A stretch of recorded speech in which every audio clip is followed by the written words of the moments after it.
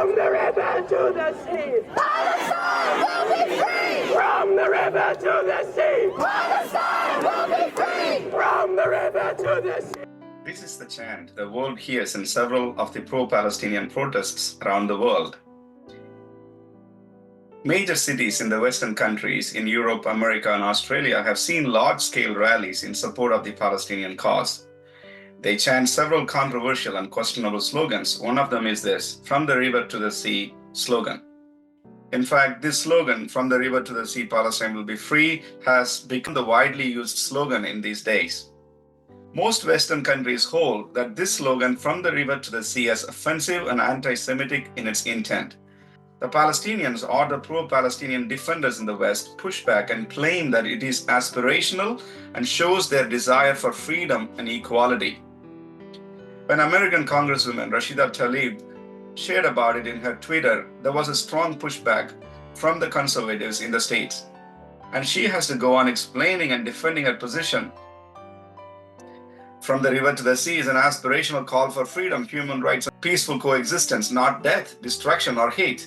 My work and advocacy is always centered in justice and dignity for all people, no matter faith or ethnicity. This is what Rashida Tlaib said. On the other hand, Israelis strongly point out that "from the river to the sea" language is against the Israeli state, its people, and therefore it is anti-Semitic and must not be tolerated. Recently, Ben Shapiro, during a Q&A session after his speech in the Oxford Union, strongly called out those who made references to this slogan as supporters of genocidal intent. In this episode, let's take a closer look at this slogan, its biblical connection, early origins, its meanings, intent, and why it is considered as offensive by the Israelis and their Western allies. Let's go over the variations of this slogan as used over the years. Also, we shall see the reasons why Israelis consider it as a call for the annihilation of the state of Israel, the genocide, and the subjugation of Jews. Welcome to Discern Scripture YouTube channel. We post videos regularly on various topics that are related to the biblical world, its history, and its present relevance. We would really appreciate if you subscribe and help us reach a wider audience. Please feel free to look through our recent series and other videos and share them with those that might be interested. Now let's get on with the video. Part 1. From the river to the sea in biblical perspective. According to the biblical narrative, God made a covenant with Abraham in Genesis chapter 15, verses 18 to 21, which includes a promise regarding the land.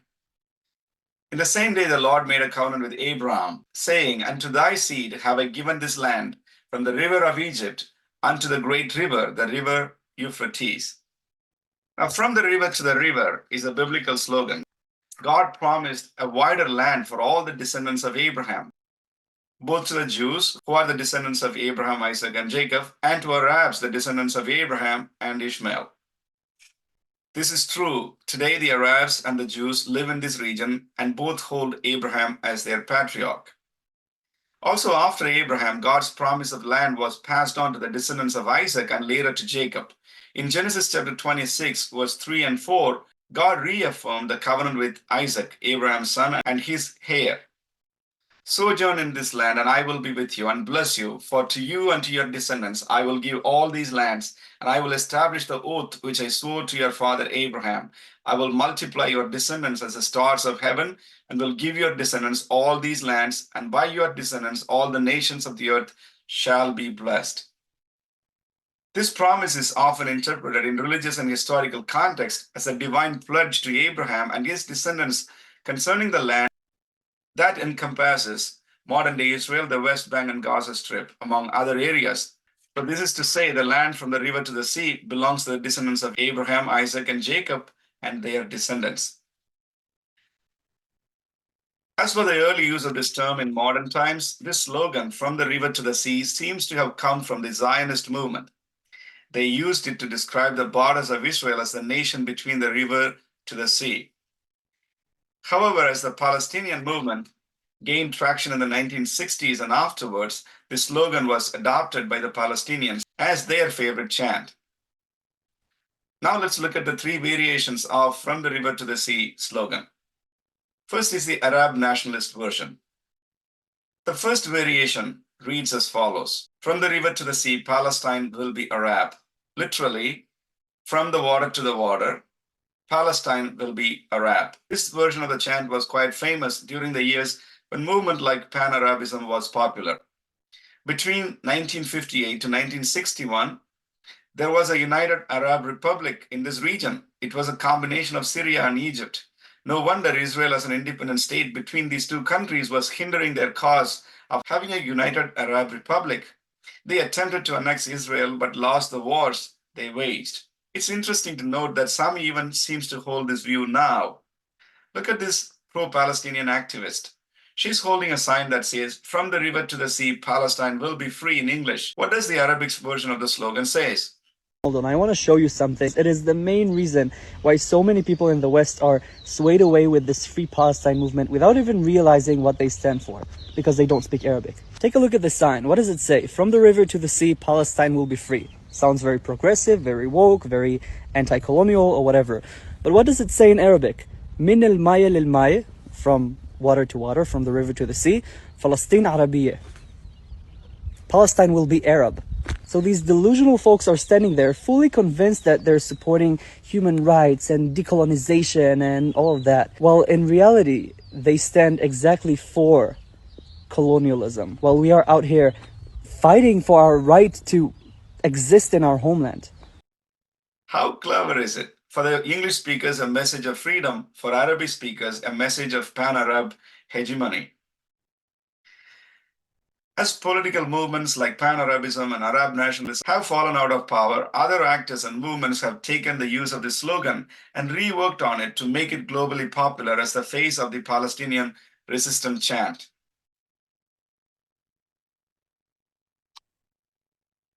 The second version is the Islamist extremist version. "From the river to the sea, Palestine will be Islamic."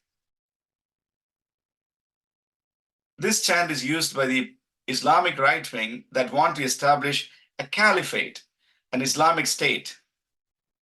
Islamic Jihad declared that from the river to the sea, Palestine is an Arab Islamic land, that it is legally forbidden from abandoning any inch of, and the Israeli presence in Palestine is a null existence, which is forbidden by the law to recognize. Also, among the materials recovered by the American forces during the killing of Al Qaeda founder Osama bin Laden was a speech addressed to American people, in which bin Laden proposed economic and security guarantees in exchange for a roadmap that returns the Palestine land to us. All of it, from the sea to the river, it is an Islamic land, not subject to being traded or granted to any party. This is also widely popular chant among the Hamas supporters. They see their main goal to establish caliphate after they are done away with Israel. The third variation is a secular freedom version. When this chant is brought to the West, Islamist and Arab nationalist sentiments are muted to highlight the aspect of freedom, something the Western societies in general value greatly. So the tailor-made version for the West, thus one slogan that we will hear all around the world is this: "From the river to the sea, Palestine will be free." The pro-Palestinian supporters would jump to explain how this is a call to end tyranny, occupation, apartheid, and several other jargon words, to paint Israel as an evil state without morals, and that they don't have any right to exist in the region. Also, they amplify the suffering of the Palestinians and their helplessness before the brute colonial power like Israel. Anyone who denies their version would be painted as Zionist sympathizer or supporter of colonization and occupation.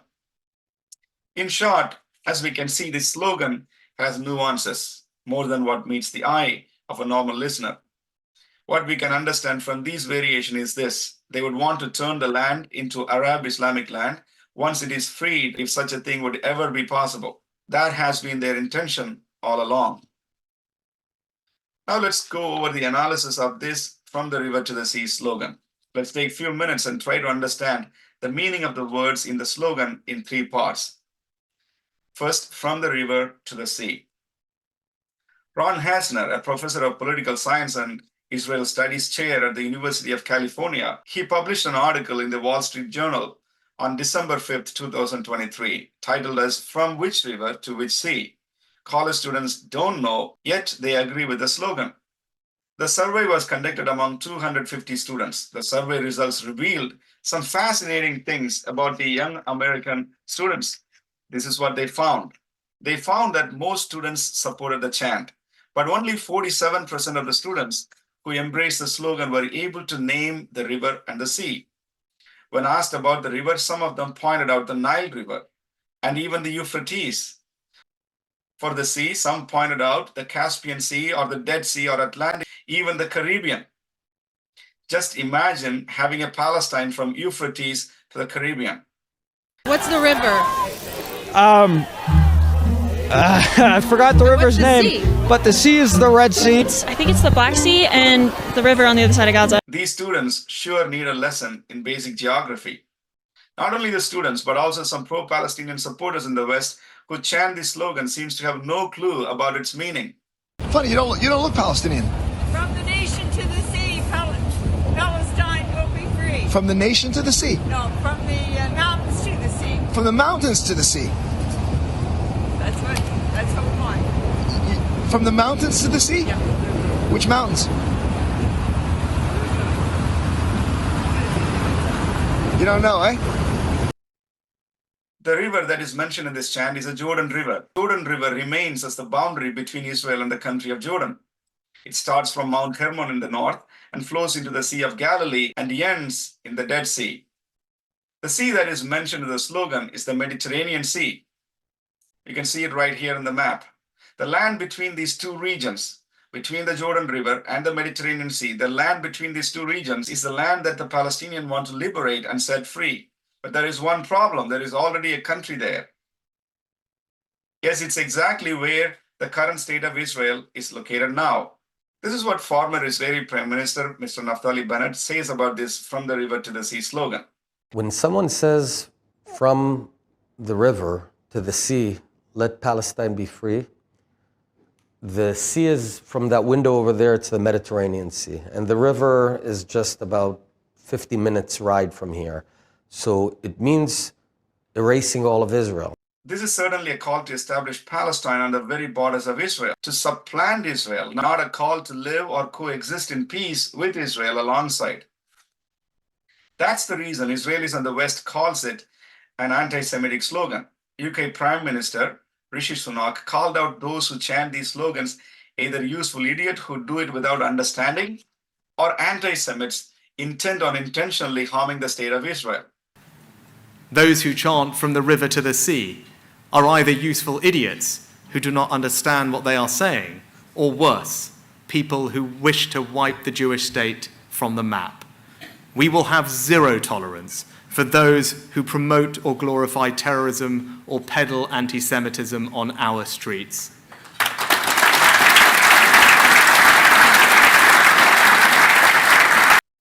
Sunak is absolutely right on this point. So the next important word in the slogan is Palestine. What is meant when the word Palestine is used? Three periods in history are related with this idea of Palestine: the Greeks, the Romans, and the British. Greek writers such as Herodotus and Aristotle used the term Palestine in very generic sense as a region between Syria to Egypt, mostly the coastal area along the route of the popular Via Maris, or the Way of the Sea. The Romans used Palestine after the Second Jewish Revolt and renamed the region as Syria Palestina, or Syria Palestine. The Byzantine Empire had three Palestines: Palestina Prima, Palestina Secunda, and Palestina Tertia, or Salatoris. First Palestine, Second Palestine, and Third Palestine. They widened the boundaries of Palestine to include not only Syria, but also Sinai Peninsula and the entire Arabian Peninsula.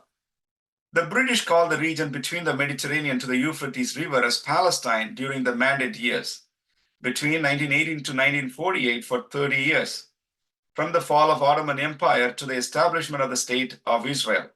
In fact, during the Mandate Palestine years, Jews embraced the term Palestine, but Arabs rejected it. It's only after 1960s the Arabs took the term Palestine and laid claims around it with the establishment of the PLO.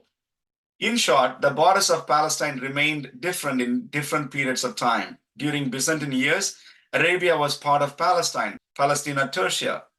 Even British years, Jordan was part of Palestine. Which Palestine are they referring to when they shout the slogans? Perhaps they don't refer to any of that. There was no historic country or land called Palestine between the Jordan River to the Mediterranean Sea. except ancient Israel and the modern state of Israel. There was only one ancient country that existed between these borders before any foreign colonizers occupied the region. That was the historic Israel. Will be free. What is exactly referred? Free as in freedom or more than that? In an ideal version, most pro-Palestinian supporters would say that the free part of the slogan means freedom and equality for all people in the land they call Palestine. It's aspirational and inspiring even. Naimar Sultani, a lecturer in law at the School of Oriental and African Studies in London, he said this: the adjective free expresses the need for equality for all inhabitants of historic Palestine. Those who support apartheid and Jewish supremacy will find the egalitarian chant objectionable. This continues to be the crux of the problem: the ongoing denial of Palestinians to live in equality, freedom, and dignity like everyone else. And so they shout, Palestine will be free. Now, is it true? Is the Israeli criticism of this slogan without evidence? Actually, that is not the case. On closer scrutiny, the slogan has more sinister undertones. Time and time again, the extremists have threatened the Jews to push them into the sea and get the land free of the Jews. They desire to make the Jews leave or subjugate Israel, turning them to live as second-class citizens as they lived once in this region under the Islamic rule as dhimmis. Palestine will be free of the occupiers, that is, the Israelis, particularly the Jewish Israelis. A Palestinian activist was chanting the slogan, and she was asked a simple question: what would happen to the Jews if Palestine becomes free? And there was silence. She couldn't answer the question. Here is a clip. The river to the sea, Palestine will be free. What happens to Israel? Curious.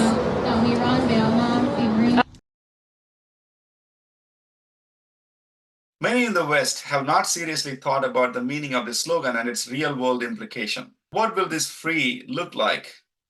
It implies that the 7 million Israeli Jews and 2 million Arab Israelis will be either subjugated or violently driven out or even annihilated from the land between the river to the sea, that is the very state of Israel. When they chant free, they chant to cleanse the state of Israel of its Jewish citizens.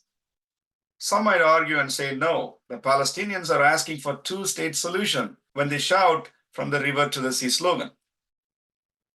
Among the Palestinians, there is very little interest to live side by side with the Jewish people. Two-state solution has very little takers on both sides. Only 24% of the Palestinians support the two-state solution, according to the Gallup polls, whereas the support for the two-state solution is all-time low among the Israelis as well, particularly after the October 7th terror attacks. In Ben Shapiro's Q&A, he asked the question, which part of Palestine is occupied? Everyone, the pro-Palestinian supporters, consistently answered, all of it. Which part of Israel is occupied Palestine? All of Israel. There we go. There we go. There we go. So what you're calling for is the obliteration of the state of Israel, and all of this is just a cover for that. I appreciate your time. I'm just going to ask you the last question, the same question I asked her. Which part of Palestine is occupied? The entirety of Palestine. But there we go. I'm not Thank calling you once for again. the destruction of Jews. I appreciate you expressing your full genocidal intent for the Jewish people living between the river and the sea. That's right. They want all of it, from the river to the sea, and deny the Jews their right to live in this land. When they say Palestine will be free, they imply that it will be cleansed of its current Israeli Jewish population and be freed. That is exactly the position of Hamas. And they say it again and again. A few years ago, in 2018, a former Hamas interior minister, Fatih Hamad's speech was made public through Middle East Media Research Institute, or MEMRI. This is what he said. We are looking forward to two important things which are within sight. The first was the cleansing of Palestine of the filth of the Jews and their uprooting from it. 4 years, my brothers. By 2022, we will be rid of them. The second goal was the establishment of an Islamic caliphate once the nation has been healed of its cancer, the Jews. Look at the language. He calls the Jews filth and cancer. What one does with filth and cancer, they get rid of it. If anyone has any doubt on what they mean by free, it becomes clear when we hear statements such as this. But this is the irony. Even if the land is free of Jews, it won't be free to become a democracy for all the people to live free in the land. Rather, it would be turned into a caliphate. an Islamic State to launch terror acts on other regions. At least this is what we can understand from Hamas leader's statement and their version of what this freedom would bring to their Palestine. Part 4, Israeli criticism of the slogan and its intent. Israeli Jews have heard these anti-Semitic slurs thrown at them continually for over a century now. They take this slogan in its literal sense as intended by the extremist proponents. They take it to be anti-Semitic and genocidal. Their fears are not without precedents. In the 1960s, then Defense Minister Hafiz Assad, who went on to become the Syria's president, he declared this: strike the enemy settlements, turn them into dust, pave the Arab roads with the skull of the Jews. We are determined to saturate this earth with your Israeli blood to throw you into the sea. Many other threats and intimidations through the decades from the neighbors made Israelis not to take these slogans at their face value. It's reasonable in view of what they have suffered over 100 years in this region.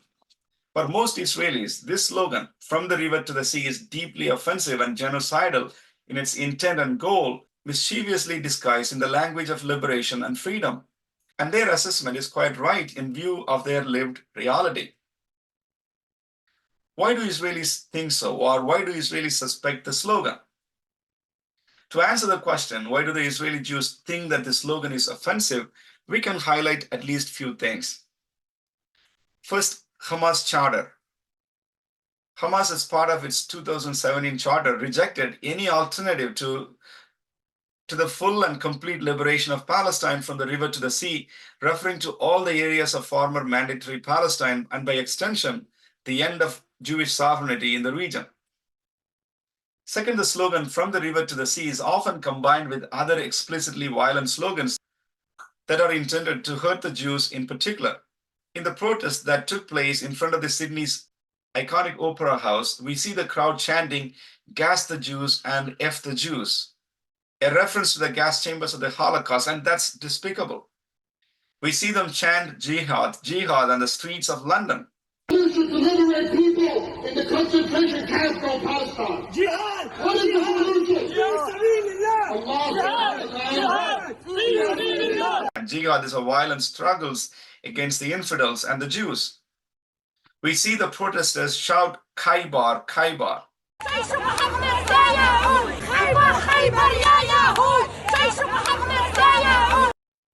Khaybar is a reference to a particular incident in Muhammad's life where Islamic armies or Muslim armies massacred Jewish people in the place called Khaybar. By shouting it, they express their intention for a repeat of such violence. Along with the chant from the river to the sea, there are other chants. There are chants of globalize the Intifada. The Intifada was a time of great unrest in Israel. Palestinians terrorized the citizens of Israel, and there were several violent attacks on the public places. So globalize the Intifada is nothing but a call to globalize jihad terror against the Jewish people all over the world. So when the Jews hear these slogans, along with from the river to the sea, they obviously see its genocidal intent. Their caution is justified and even necessary to remain vigilant against those that want to wipe out the state of Israel off the map. There are also a few counter-Israeli slogans. Israeli Prime Minister's Likud party has made reference to this from the river to the sea, but with a strong emphasis on Israeli sovereignty on the land. The right of the Jewish people to the land of Israel is eternal and indisputable. Therefore, Judea and Samaria will not be handed to any foreign administration. Between the sea and the Jordan, there will only be Israeli sovereignty. Recently, after October 7 terror attacks, Israelis have reacted strongly against this slogan by adding a new ending. From the river to the sea, Israel will be free. Or from the river to the sea, that's the flag you are going to see. Here is my closing reflection. Niall Ferguson called this chant, "From the river to the sea," a call to the second Holocaust. I feel strongly, as somebody who's studied Jewish history for much of his career, I've studied the Holocaust. I wrote a book on World War II, The War of the World. I feel an intense sense of sympathy and loyalty to the Jewish people, because we must never, ever allow something like the Holocaust to happen again. And we must recognize that what is being implied by chants such as "From the river to the sea, Palestine will be free" is a second Holocaust. Yeah. The wiping of Israel from the map, which is the stated purpose of Hamas, the stated purpose of the Islamic Republic of Iran, implies a second Holocaust. And we saw in the atrocities of October the 7th what that Holocaust would be like. We, who are not Jews, who are Christians, have a profound moral obligation. The German Foreign Minister, Herr Habeck, said this very eloquently just this week. We have an obligation, and it's not just true for Germans, it's true for all of us, yes, to ensure that that can never happen again. And that's why our first duty, in my view, is to ensure that the proponents of the second Holocaust are crushed, are defeated, and as defeated as the Nazis were in 1945. As a Christian and members of the civilized world, it is our duty to call out such intentions and prevent violence and forge peace. Vivek Ramaswamy made a quite interesting observation in a recent interview. He said, the descendants of Ishmael have more than 20 states. Why not let the descendants of Isaac have one? After all, they both descended from patriarch Abraham. Interesting to make an observation that for the, hundreds of millions of, or 100 million or whatever, sons of Abraham by way of Ishmael, you have 22, 27 different states. Yeah. For the sons of Abraham by way of Isaac, you have one. Right. And that state has a right to exist. Right. And that state has a right to exist. And so if the rest of the Arab world does have a real care about the Palestinian people, their actions certainly do not match their words. Right. And I think that that's an interesting observation that any human being around the world can make. That Vivek hits the bullseye with this observation. Just leave them alone. Let them have their own state and prosper in that state. This slogan, when chanted by the Palestinians with other violent slogans such as the globalized intifada, Khaybar, etc., it becomes explicitly anti-Semitic and genocidal against the Jewish people in the state of Israel. There is no way one can take it as a peace-loving, justice-seeking slogan. Defining Palestine as a region between the river to the sea on the same land where Israel is located is an open call to undermine Israeli sovereignty. Palestinians must realize that Jews are going nowhere. They would prosper in the land where the God of Abraham, Isaac, and Jacob has brought them back after centuries of colonization by Arab Islamic powers. Bill Maher's observation on this situation is quite on point. People get moved, and yes, colonized. Nobody was a bigger colonizer than the Muslim army that swept out of the Arabian desert and took over much of the world in a single century. And they didn't do it by asking. There's a reason Saudi Arabia's flag is a sword. Kosovo was the cradle of Christian Serbia. Then it became Muslim. They fought a war about it in the 90s, but stopped. They didn't keep it going for 75 years. I mean, where do you think Israel is going? Spoiler alert, nowhere. It's one of the most powerful countries in the world with the $500 billion economy, the world's second largest tech sector after Silicon Valley, and nuclear weapons. They're here, they like their bagel with a schmear, get used to it. What's happening to Palestinians today is horrible, and not just in Gaza, in the West Bank too. But wars end with negotiation, and what the media glosses over is it's hard to negotiate when the other side's bargaining position is you all die and disappear. I mean, the chant from the river to the sea. Yeah, let's look at the map. Here's the river, here's the sea. Oh, I see, it means you get all of it. Not just the West Bank, which was basically the original UN partition deal you rejected because you wanted all of it and always have, even though it's indisputably also the Jews' ancestral homeland. And so you attacked and lost, and attacked again and lost, and attacked again and lost. As my friend Dr. Phil says, how's that working for you? Instead of using these slogans to polarize and continually antagonize and isolate Israel, Palestinians need to find a way to work towards peace with Israel and vice versa. The growth and prosperity of both people lie in the pursuit of peace and reconciliation, not in violence and hatred or hateful rhetoric. Let's continue to pray for peace between Israel and its neighbors, that all may dwell in safety and enjoy the gift of life. Thank you for watching this video. If you haven't subscribed to the channel, please do subscribe and support our channel. Click on the bell icon so that you can get notification whenever we post a new video. Please feel free to leave your thoughts and questions in the comment section below. God bless you all. Shalom.